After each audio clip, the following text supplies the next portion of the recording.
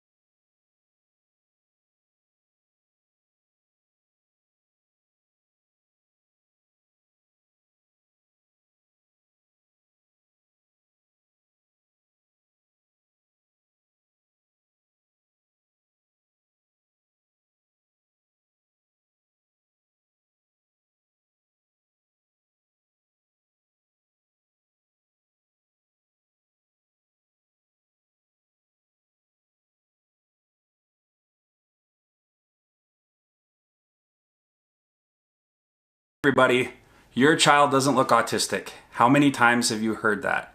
As a parent or caretaker of someone with ASD, I'm sure you get sick of hearing it. I certainly do.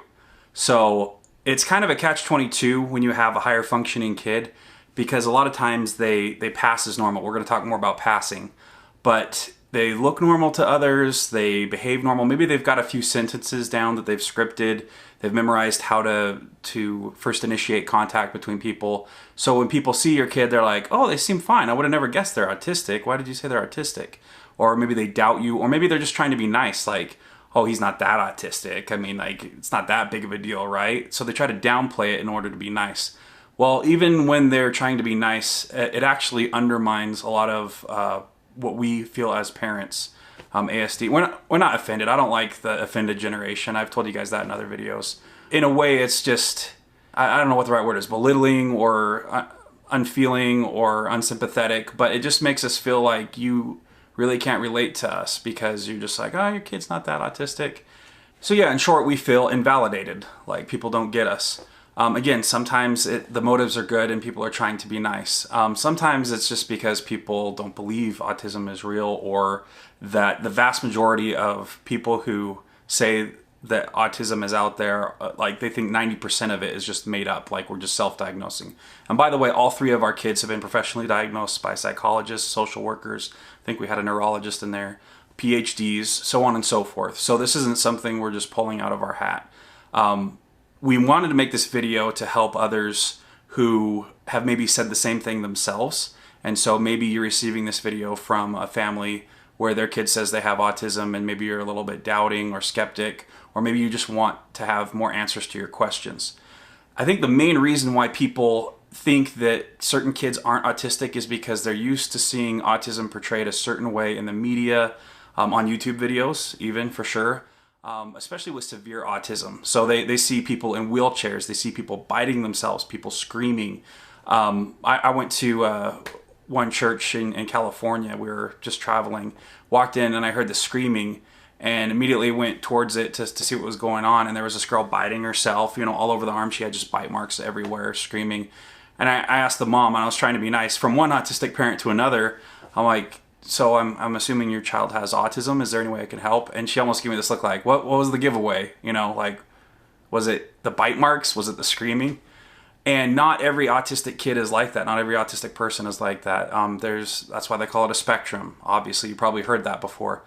But because of that, because we see severe autism, it's very readily noticeable. People get it right away. When it comes to higher functioning, you have to kind of stick around to see what you can see. So with our kids, for example, Connor is a great example. He's probably, from what we can tell, our highest functioning in terms of neurotypical child that we have. We mainstreamed him into normal classroom. So he's now in the first grade. He's going to be in the second grade after summer. And he actually passed a lot of first grade level criteria. So anyway, when it comes to the high functioning, Connor looks, for lack of a better term, normal or neurotypical. And it isn't until people get to know him a little bit better that they start to notice some of the quirky things that he does. So when he first went to class, most people are like, is he autistic? Do we really need to worry about him? Well, he ran away. We have other videos about that. 3 times he ran away. And then they finally got someone to watch over him, and then they started helping him with some of his quirks, like he would kick his feet a lot and fidget. So they put a little rubber band strap underneath his desk to help him with that. Just so he can bounce his legs, have something to push against, which helps him with his spatial awareness and feeling. Another thing that a lot of his classmates noticed and actually picked on him at first for was his humming and his ticking, because he would just sit there and kind of rock and hum and tick like you see some autistic people do. So sometimes you have to kind of, peel the layers back and get to know these people before you can make that kind of a call. A lot of times, and am I in no way comparing cancer to autism? One's a disease, one's a disorder. But in the same way, in the same fashion, a lot of people, they don't see cancer on the outside.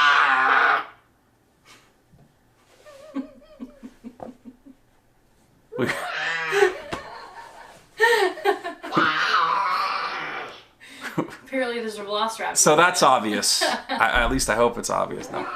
So yeah, a lot of people will be like, "Oh, every kid growls and stuff like that." Yes, we know there are things that parallel each other, and yeah, it's not always an immediate call. So maybe there's a kid throwing a tantrum in a Walmart, and then you see an ASD kid do it, and it's not always easy to tell at first blush when one is just a normal kid tantrum and one's a sensory meltdown. We've covered this in other videos. Best thing to do is just ask the parent or whomever's involved. How can I help? Is your child autistic? That's probably the best thing you can do, is just withhold judgment, give the benefit of the doubt. And yes, there are people who self-diagnose and say, yeah, my kid's autistic because I watched something on WebMD. But I think they're in the vast minority. They're in the vast minority. Most people have gotten their kids diagnosed or are trying to. So hopefully you can give them a little bit of slack. So I did want to talk a little bit about passing. Basically, in short, passing means you are trying to pass someone who is autistic off as a normal or neurotypical person. So that involves scripting. They'll rehearse lines like, "How are you today? Nice to see you. Nice weather we're having." And it seems normal at first until you pry a little and you ask more questions or you give more answers. So they'll approach you and be like, "How are you? My name's Ian, our son's name. It's nice weather we're having."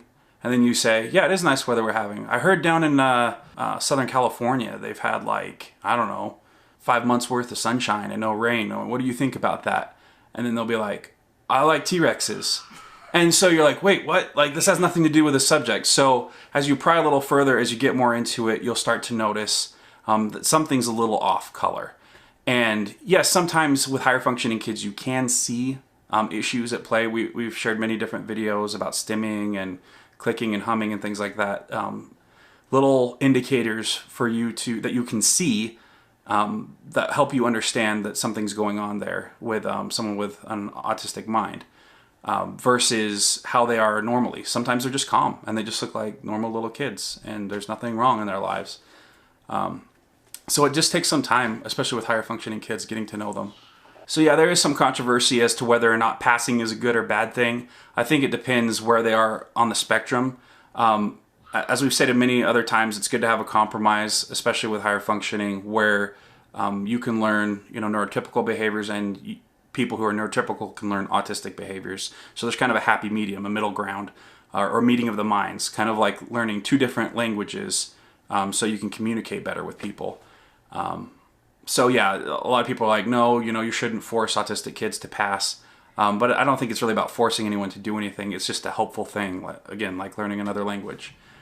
So in short, there's a lot more we could talk about when it comes to someone not looking autistic, but kind of like I was comparing to cancer and stuff like that. Not that they're the same.